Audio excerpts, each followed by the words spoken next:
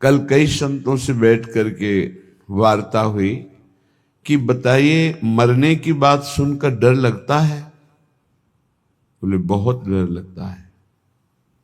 क्यों क्यों डर लगता है? क्या अपने प्रभु के पास जाने में आपको भय लग रहा है? तो आप कहेंगे नहीं, तो इसका कारण संसार आपको बहुत प्रिय लग रहा है, शरीर बहुत प्रिय लग रहा है, भोग बहुत प्रिय लग रहे हैं, इसलिए शरीर छोड़ने की बात सोचने मात्र से भय लगता है। सोचो, बैठ के आधा मिनट सोचो कि अगर अभी मृत्यु आ जाए तो 30 सेकंड बाद मानो हम मर जाएंगे, कैसा लगेगा? अभी घबराहट पैदा हो जाएगी। यही मिटाना साधना है। मरने की तैयारी ना करने के कारण मृत्यु से भय लगता है। नहीं, मृत्यु श्री कृष्ण का आलिंगन है। भगवान कह रहे सब कुछ हरण करने वालों में मैं महान मृत्यु हूं, तो मेरे प्रभु ही तो मृत्यु रूप में आते हैं। फिर डरना क्या? डर इसलिए लग रहा है शरीर प्रिय है, भोग प्रिय है, संसार अच्छा लगता है। नाली का कीड़ा भी यहां बहुत अच्छे से जीना चाहता है, ऐसे उसको बहुत अच्छा लगता है, कभी प्रलय ना हो, कभी नाश ना हो, और ये मुझे नाली में रहने को मिले। शूकर अपनी इच्छा चाहता है, सब अपनी अपनी इच्छाओं में ही जीना चाहते हैं, इसीलिए मरने से भय लगता है। यदि इच्छा का नाश हो जाए तो मृत्यु नामक कोई वस्तु है ही नहीं, कोई भय नहीं है। थोड़ी देर सोचो, दूसरे के उपदेश की जरूरत नहीं, आप खुद सोचिए। मृत्यु तो होनी ही है, निश्चित होनी है। इसका नाम मृत्यु लोक है। जो यहां जन्मेगा वो मरेगा, निश्चित पक्का है ये। अब जब मरना ही है तो हम मरने की तैयारी ऐसी क्यों न कर ले कि मुझे मृत्यु से भय न लगे, पर हम जीने की तैयारी में खूब लगे हैं। देख लो, बढ़िया मकान, बढ़िया खान पान, वस्त्र, परिवार, रिश्ता, नाता, ये सब जीने की तैयारी पूरे जीवन भर करते रहे, पर मरने की तैयारी नहीं की, इसलिए मृत्यु से भय लगता है। और मरना निश्चित है, छूटना निश्चित है, तो ये फिर मन पछतई है अवसर बीते। ये अंत ही तो ही तजेंगे पामर, तू न तजे अबहीं ते। मन पछतई है अवसर बीते। बढ़िया अवसर है, मृत्यु पर विजय प्राप्त करने का बढ़िया अवसर है। श्रीपाद प्रबोधानंद जी महाराज कह रहे हैं, सोढ़्वापि दुखानि सुदुस्सहानि त्यक्त्वाप्यहो जाति कुलादिकानि भुक्त्वा स्वापकैरपि थुत्कृतानि बृंदाटवीवासमहं करिष्ये। सोढ़्वापि, यदि मेरे शरीर में भयानक रोग रूपी दुख हो, या बाहर विपत्ति रूपी, दरिद्रता रूपी दुख हो, तो भी मैं अब अपने लक्ष्य से विचलित होने वाला नहीं। ये मृत्यु पर विजय प्राप्त होने की तैयारी है। सोढ़्वापि दुखानि सुदुस्सहानि, जो सहा नहीं जा सकता ऐसा दुख। आप विचार करेंगे कि जो ऐसा दुख है उसमें भजन कैसे हो सकता है। गुरु कृपा से देखा है, जब ऐसा भयानक दुख होता है तो एक अंतर में कोई ऐसी जगह है जहां बिल्कुल दुख स्पर्श नहीं कर रहा होता, केवल दुख का वो दृष्टा होता है, केवल दुख को देख रहा होता है, दुख को भोग नहीं रहा होता। उस समय भी एक अद्भुत आनंद, जैसे हम सामने आग लगा हुआ देख रहे हैं दृश्य, पर हम आग से बहुत दूर हैं, ऐसा अनुभव होता है। इसलिए जब तक आप नाम जप नहीं करेंगे, जब तक आप भगवत आराधना नहीं करेंगे, तब तक आप दुखों को सहन करने में असमर्थ रहेंगे, और जहां दुख आया तहां फिर भजन नहीं बनेगा। कल एक उपासक एकांतिक में प्रश्न कर रहे थे कि बहुत कृपा है हमारे ऊपर प्रभु की, खूब नाम जप करते रहे, पर अब हमारा शरीर अस्वस्थ हो रहा है, अब भजन में रुचि नहीं रह गई। ऐसा कैसे हो सकता है कि आपका खूब नाम जब चल रहा हो, खूब अच्छा लग रहा हो, फिर भजन छूट जाए रोग में? और साधारण रोग, शुगर हो जाना, ब्लड प्रेशर हाई लो हो जाना, ये तो सबके लगभग लगभग है।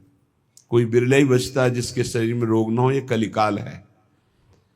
अगर रोग ये साधारण आने पर आपका भजन छूट जाता है तो असाध्य रोगों में क्या करेंगे आप? तो फिर प्रभु को भूल ही जाएंगे। तो आपकी तैयारी क्या रही? तैयारी तो इसी बात की है कि भारी विपत्ति बाहर और अंदर शरीर रोग ग्रसित पर हम आपका भजन नहीं छोड़ेंगे। शुद्धापि दुखानि सुदुस्सहानि, ऐसा दुख जो सहा नहीं जा रहा, उस समय भी हम राधा राधा राधा राधा ऐसा रटेंगे।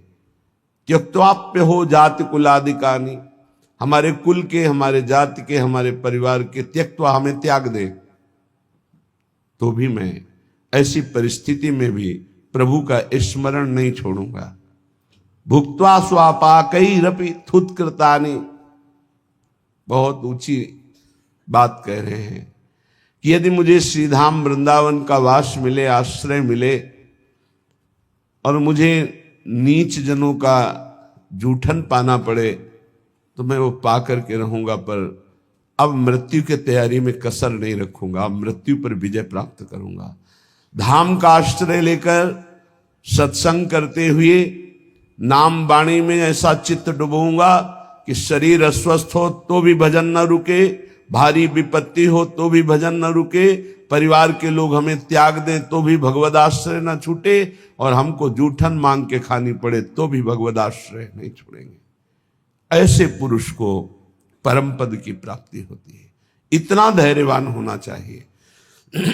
ये छुटपुट विपत्तियां, रोग, ये हमारे पाप कर्म के प्रभाव से ही आते हैं। हमको आनंद पूर्वक सहना सिखाता है सत्संग, शास्त्र, भजन, ये सामर्थ्य देता है। भजन नहीं तो बातों से नहीं सह पाओगे। इसीलिए यावत स्वस्थमिदम कलेवरम यावत च दूरे जरा, जब तक आपका स्वास्थ्य ठीक है, वृद्धावस्था दूर है, तब तक भजन कर लो। ऐसा अभ्यास कर लो कि किसी भी स्थिति में भजन न छूटे। घर छोड़ने के पहले गुप्त रूप से 4-4 दिन, 5-5 दिन भोजन का त्याग करने का अभ्यास गुप्त रूप से किया, क्योंकि हमको बाहर मिले ना मिले तो हम कैसे रह पाएंगे। पहले तैयारी की जाती है। एक एक को मृत देखा, एक एक को मृत देखा, मां को, परिवार को, सबको। जब अंदर आ गया कि सब ये शरीर मृत हैं, और अंदर ही आ गया कि कई दिन भोजन न मिलने पर भी मैं भजन अपना नहीं छोड़ पाऊं, नित्य निरंतर भजन करते हुए मैं बाहर परिवार से, भोजन से, सबसे विलग होकर के भी जी लूंगा। पहले अभ्यास किया, फिर निकल पड़े। जब निकल पड़े तो कदम पीछे नहीं, आगे। चाहे जितनी गाली, अपमान, दुख, सर्दी, गर्मी, बरसात, हर कष्ट सहते हुए पशुवत शरीर का व्यवहार, जैसे पशु ऐसे व्यवहार, जैसे पशु की न रजाई है न कंबल है, जो मिला सो खा लिया, जहां मिला वैसे पड़ा, ऐसे शरीर। तब वो जाकर के अंदर वेदना जागृत हुई, कैसे ब्रह्मबोध हो, कैसे भगवत प्राप्ति हो। अब तो जीवन का लक्ष्य केवल भगवत प्राप्ति। तब जहां कहीं भी चित्त की वृत्ति विशेष संयोग के लिए लालायित हुई, वही रो रो कर प्रभु से प्रार्थना, प्रभु बचाओ, ऐसी वृत्तियों से बचाओ जो आपसे विमुख कर रही। बस एक ही उपाय मिला है आज तक विषयों पर विजय प्राप्त करने का, रोकर भगवान से प्रार्थना करना। नहीं, विषय इतने प्रवीण हैं कि इंद्रियों को बलात् अपने में तन्मय कर लेते हैं। इंद्रियां इतनी प्रबल है कि मन को बलात् अपने में अधीन कर लेती। मन इतना प्रबल है कि बुद्धि को अधीन कर लिया।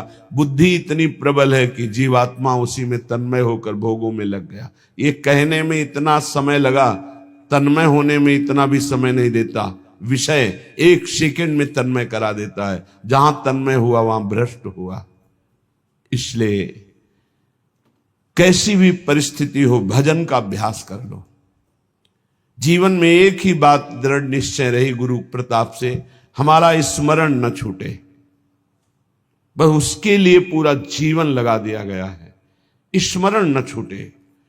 हजारों के बीच में या एकांत में, भूख प्यास में या छके हुए, अपमानित होकर या सम्मानित होकर, सर्दी गर्मी बरसात, कोई भी परिस्थिति हमें भगवान से विमुख न कर पावे।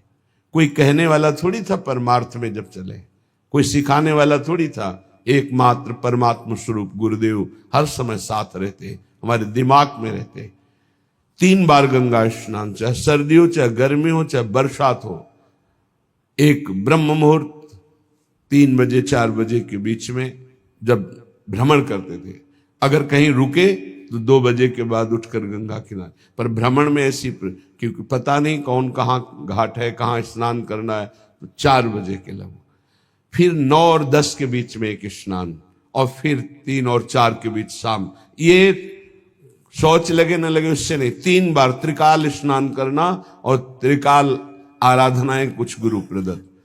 अपने को जब तक आप दुख सुख में समान रखकर साधना में भाव नहीं रखेंगे, तब तक आप नहीं चल सकते। क्योंकि ऐसी परिस्थितियां माया डाल देगी। हमें बड़ा आश्चर्य लगता है, छोटे मोटे रोग, ब्लड प्रेशर लो हो गया या हाई हो गया या शुगर बढ़ गई, ये तो बहुत बड़ी बड़ी भयानक परिस्थितियों में महापुरुषों की दिनचर्या में कोई फर्क नहीं पड़ा। तिवारीपुर सेनपुर के समीप है, वहीं एक पंजीरी बाबा रहते थे। उनकी एक सिद्धि थी ऐसी कि इतना बड़ा पात्र था मिट्टी का, और हजारों 10,000 लोगों को पंजीरी ऐसे देते थे, एक एक मुट्ठी। कितनी भी 100 ग्राम 50 ग्राम उसमें डाल दी गई, बस लाल चला ऐसे ऊपर रख दिया, बस उससे देते चले जा रहे। 10,000 लोगों को पंजीरी बांट देंगे, उतनी ही बची रहेगी। ऐसे सिद्ध महापुरुष। पर उनका नियम था, सुबह 2 बजे रात्रि से लेकर के दोपहर 2 बजे तक गंगा जी में खड़े होकर मंत्र जपना। प्रारब्ध भोग उपस्थित हुआ, कछुआ ने काट लिया, पर वो अपने हिले नहीं साधन से। अब वहां दंडवत प्रणाम करने वाले हजारों लोग, लेकिन पूछने वाला कौन होता है, आप कैसे हैं? ये तो कोई बिरला ही। अब उनकी सड़न पैदा हुई, उसी पैर में मवाद बनने लगा। वो वैसे ही दिनचर्या, कीड़ा पड़ गए, वैसी दिनचर्या। जब कीड़ा पड़ गए, दुर्गंध आने लगी, तब दूर से लोग दंडवत करते, पंजीरी लेने नहीं नजदीक आते, तो हंसते। ये संसार है, हंसते। कभी उनको शोक ग्रसित नहीं देखा, कभी नहीं देखा। एक संत भगवान को देखा कि कमर से नीचे बेकार हो गए, प्रारब्ध भोग है। ऐसे हाथ के ऐसे बल से गंगा जी जाना, स्नान करना, अपनी दिनचर्या में जब उनसे बात करते तो अमृतमय आनंद में डूबे रहते। ये है साधना का फल। शरीर की कैसी भी परिस्थिति हो, हमारे भगवदानंद में फर्क ना पड़े, तब तो साधन। तो कह रहे हैं, शुद्धापि दुखानि सुदुस्सहानि, तैयार हो जाओ। देखो, ये तैयारी है मृत्यु पर विजय प्राप्त करने की। चाहे जैसी दुख की परिस्थिति हो, चाहे जैसी परिस्थिति, भजन न छूटे। आप भजन को पकड़ने की कोशिश करें, भजन आपको पकड़ लेगा। जिस दिन भजन पकड़ लेगा, उस दिन छूटेगा ही नहीं, रात दिन गूंजता रहता है। कैसी उसको आनंद की अनुभूति होती होगी, जिसका निरंतर मंत्र चलता है, नाम चलता है। तो नाहम गमिष्यामि सताम समीपतो, वृंदावन छोड़कर, वृंदावन के रसिकों को छोड़कर मैं किसी भी महापुरुष का संग नहीं करूंगा। नाहम गमिष्यामि सताम समीपतो, जो प्रिया प्रीतम के प्रेम रस से अनविज्ञ हैं, उस रस के ज्ञाता नहीं है, मैं उनका सत्संग नहीं करूंगा, और ना ही करना चाहिए। क्यों? क्योंकि हमारे भाव को पुष्टता मिलेगी, इष्ट मिले और मन मिले, और मिले भजन रस रीति। जहां इष्ट मिले, भजन रस रीति मिले, प्रेम रस का मन मिले, वहीं सत्संग में रंग आएगा, अन्यथा बाधा पड़ जाएगी। क्योंकि बहुत प्रकार की भक्ति है, बहुत प्रकार के भक्त हैं, बहुत प्रकार की साधना है, बहुत प्रकार के साधक है। तो हमारे समाधान का चित्त के समाधान का विषय रसिक जन है। रे मन रसिकन संग बिन रंच न उपजय प्रेम। इसलिए महाप्रभु हरिवंश चंद्र जी भी कहते हैं, वृंदान सर्व महता मपहाय दूराद। बाहर बड़े बड़े महापुरुषों को प्रणाम करके अगर प्रेम प्राप्त करना चाहते हो श्यामा श्याम का, तो वृंदावन के रसिकों का संग करो। तो उनके संग से, जिनका स्वभाव है सत्तारणी कृत स्वभाव, ऐसी श्री जी से आपका अपनापन हो जाएगा। तो ना हम गमिष्यामि सताम समीप, तो मैं नहीं जाऊंगा किसी भी बड़े महापुरुष के पास जो वृंदावन रस से दूर हैं। ना हम वदिष्यामि निजम कुलादिको, मैं कभी कुल का परिचय बता करके अपनी महानता देने वाले का मैं कभी संग नहीं करूंगा, क्योंकि महान वो है जो इष्ट में तन्मय है, ना कि जाति पक्ष में कुल पक्ष में। ऐसी महानता ना विद्वान पक्ष की। विद्या रूप महत्व कुल धन यौवन अभिमान, इनका आदर नहीं होता। अगर इनका आदर होता है तो असत का आदर होता है, असत का संग होता है। श्रीपाद करें, ना हम वदिष्याम निजम कुलादिकम, ना मैं अपने कुलादि का परिचय दूंगा और ना कुल का परिचय देने वालों का संग करूंगा। ना हम मुखम दर्शितास्मि कस्यचित्, मैं ऐसे का कभी मुख भी नहीं देखना चाहूंगा जो प्रिया प्रीतम से विमुख होकर के संसार के राग रंग में मगन है। वृंदाटवी वास कृतेति साहसी, मैं अत्यंत साहसी होकर के, असंग रह करके श्री प्रिया प्रीतम का निरंतर भजन करूंगा। आह कीदृक् पुण्य राशे, आहा कैसे पुण्य प्रकट हो गए कि हमारी श्री जी की करुणा उदय हुई और मुझे वृंदावन धाम का वास मिला, आने को मिला, दर्शन करने। आहा कीदृक् पुण्य राशे सुपरिणतरियम केयमाश्चर्य रूपा, कारुण्य उदार लीला स्फुरति भगवतः कोनु लाभोद्भुतोयम। आहा मेरे सारे पुण्य फलीभूत हो गए, मुझे वृंदावन आने को मिला, वृंदावन में दर्शन मिले बिहारी जी के, राधा वल्लभ जी के, राधा रमण जी के, रसिकों का संग मिला, मेरे पुण्य फलीभूत हो गए। आहा आहा क्या आश्चर्य में करुणा उदारता प्रकट हुई कि मुझे परम रूप राशि श्री प्रियाजू के चरणों की शरणागति मिल गई, जो परम करुणा उदार का साक्षात वपु हैं। श्री जी के रूप का एक ऐसा प्रभाव कि रोए बिना नहीं रह सकते आप। करुणा दयालुता टपक रही श्री जी के रूप से, वो मतलब सामर्थ्य के बाहर की बात है, कोई वर्णन कर सके। ऐसे नेत्र है, ऐसी करुणा है, ऐसा अपनापन है कि बस चिल्ला चिल्ला के रोने का मन होता है। तो कहते आहा हमारे ऊपर कितनी करुणा हुई, केम आश्चर्य रूपा, कैसा ये आश्चर्य में रूप है मेरी प्यारी जू का। कारुण्य उदार लीला स्फुरति भगवतः कोन लाभोद्भुतोयम, जहां जिनकी करुणा उदारता का लाभ स्वयं भगवान ले रहे हैं, वो रूप हमारी स्वामिनी जी का। मैं उनका शरणागत हूं।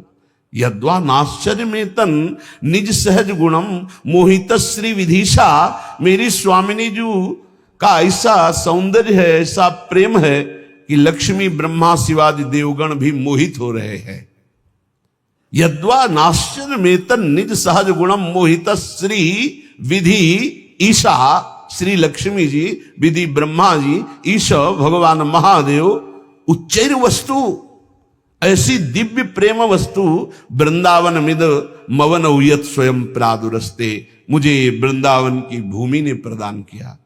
श्री स्वामिनी जी का रूप, स्वामिनी जी की शरणागति, स्वामिनी जी का राधा नाम, जिसे लक्ष्मी जी, ब्रह्मा जी, भगवान शिव आदि देवगण भी मोहित हो रहे हैं। ऐसा प्रेम, जिस उदारता का लाभ स्वयं भगवान श्री कृष्णचंद्र जी ले रहे हैं, ऐसी स्वामिनी मुझे मिली।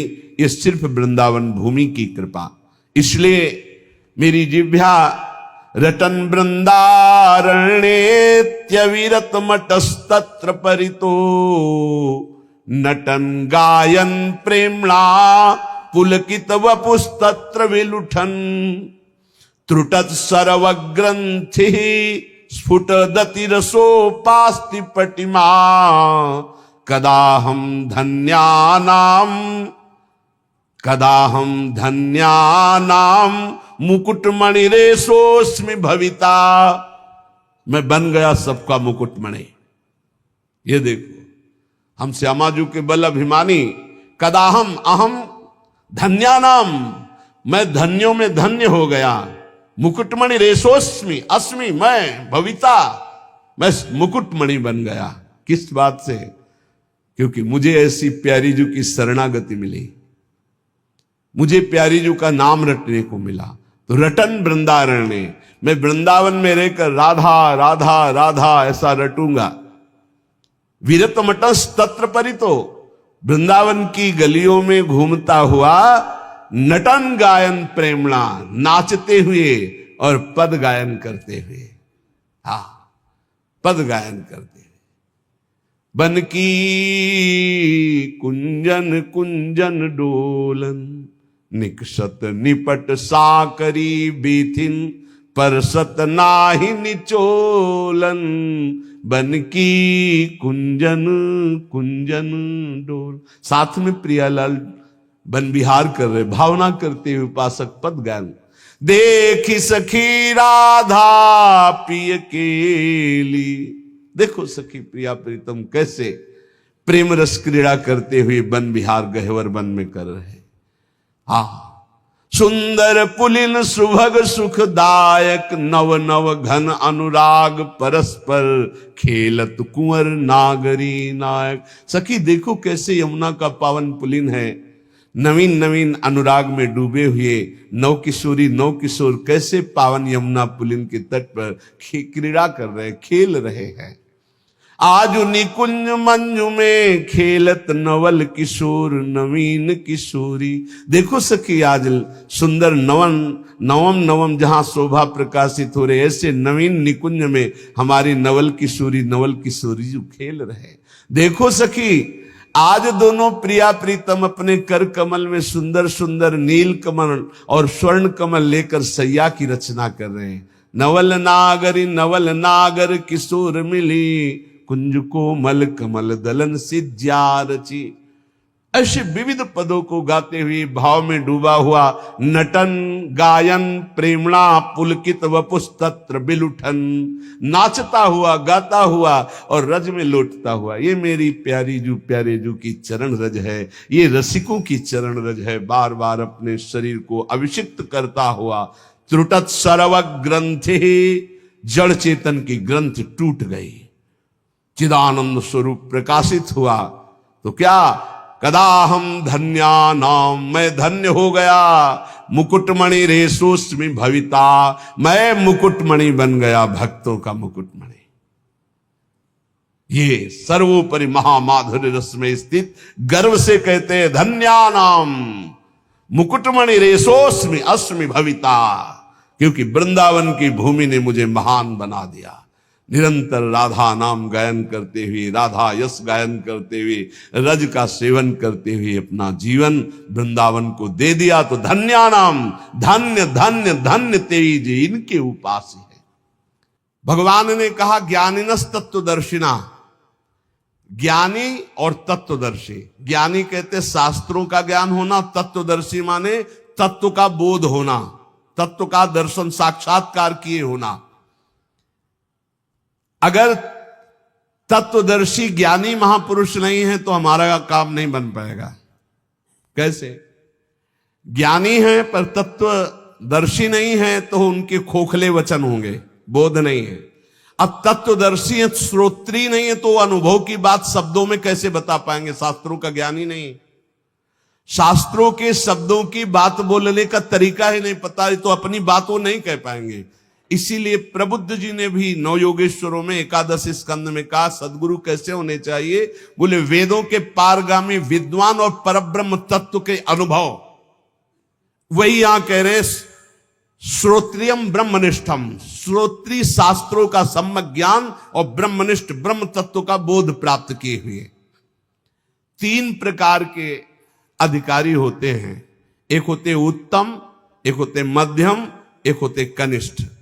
उत्तम अधिकारी गुरु सेवा के बाद गुरु उपदेश श्रवण मात्र से तत्वबोध को प्राप्त हो जाता है, क्योंकि वो गुरु अधीनता स्वीकार किए रहता है।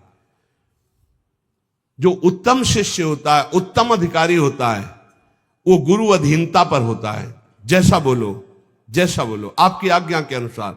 उसे ज्यादा साधन नहीं करना पड़ता, श्रवण मात्र से उसको बोध होने लगता है। मध्यम अधिकारी जो साधन पक्ष पर जोर रखता है, पर गुरु आज्ञा से करेगा, वो कृपा पक्ष पर उसका परिचय ज्यादा नहीं, उसका साधन पक्ष पर परिचय अधिक। वो मध्यम अधिकारी है।